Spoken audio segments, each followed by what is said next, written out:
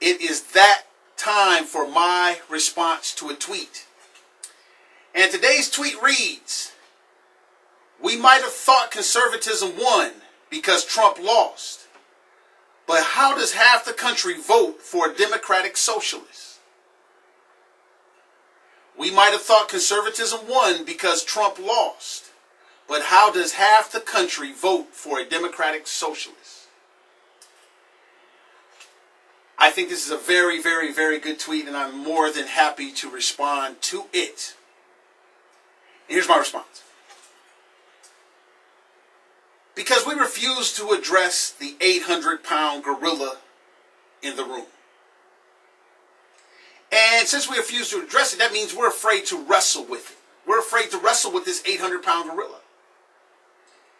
And the thing that we've refused to wrestle with is that as conservatives, we don't grow anything. We do not grow conservatism. We try to know it, we try to learn the Constitution and things like that, but we don't grow it. And see, wrestling an 800-pound gorilla by yourself is really ridiculous. But together, we the people can. And that's what's not happening. We read the Constitution, we learn the Constitution, and we make the classic mistake of putting all our resources behind a candidate who might know the Constitution and can recite the Constitution. See, Democrats, they don't do that. They grow their ideology. They grow socialism. But since socialism has only one place to run in the Democratic Party, hence democratic socialism. Just like conservatives really only have one place to run in the Republican Party. And so Democrats, they're masters of growing their ideology. And we're horrible at it. They're awesome at grassroots. That's basically saying growing, organic. We're horrible at it. We don't have the time and the patience for grassroots. And it has been demonstrated over the last 50, 60 years. While we're over here, say for instance, learning the Texas two-step,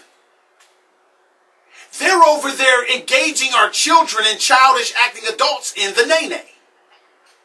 And they're learning it from socialism, communism, Marxism, liberalism. So while we're over here at the Country Music Awards, applauding people that's about God and country and heartache and guns and God and this and that, they're over at the Grammys or the BET Music Awards learning about socialism, communism, Marxism, liberalism. And they've captivated our kids and got the adults acting childish, irresponsible, which is contrary to conservatism. While we're over here blasting reality TV shows, they're still over there learning from them. And all these liberal principles, they're learning. They're growing them. They have been doing it for 50, 60 years. While we're off on Twitter, social media, bitching and moaning about kids learning, two mommies, two daddies, learning about 50 Shades of Grey, learning about all this stuff, while they're still in that liberal institution learning it.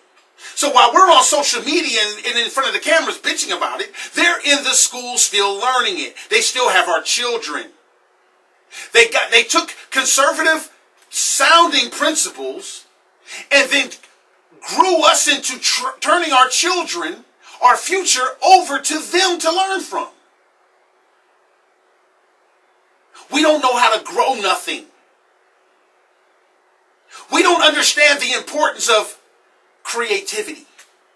We don't understand the importance of knowing how something becomes more viable when you target children. So we don't want to be involved with targeting children, but we want our children not to be targeted. How does that happen? What you've seen in the Iowa caucus is the reason why more than 50%, about 50% of our country, half of our country is cool with democratic socialism is because they grew them to be cool with it. They don't understand the dangers of it because they grew them with it. But we don't know how to grow them with conservatism. We put all our resources behind our candidate. We want our candidate to go out there and inspire people to come over to conservatism. We're being derelict in our duty. The Bible says, train a child in the way that they should go so when they're older they won't part from it. But we turn our children over to be trained by socialists. Yeah, they can say God, and they can say God in church and stuff like this, but they still training them into what? Voting liberal. You are looking at the culmination of a bunch of irresponsible conservatives with their heads so far into the Constitution that our children will elect somebody who is utterly unconstitutional. Because we're not adopting creativity. We do not use every form of creativity to get our morals and values in there. What are we doing to get morals and values on the radio 50 times a day on 50 stations? No, we take the money that we can invest in radio and we go take it and we invest it into a candidate. Do you understand second place? The person who is not going to become the president or become the nominee, do you understand how many millions upon hundreds of millions of dollars we are going to spend for them to lose? And then the reason why they're going to lose is because we haven't been growing a winning strategy. The liberals have. Liberals win, but America loses. You think you won because you sound American and sound patriotic, but how do you win when you're looking at the last 8 years of us having our hats handed to us?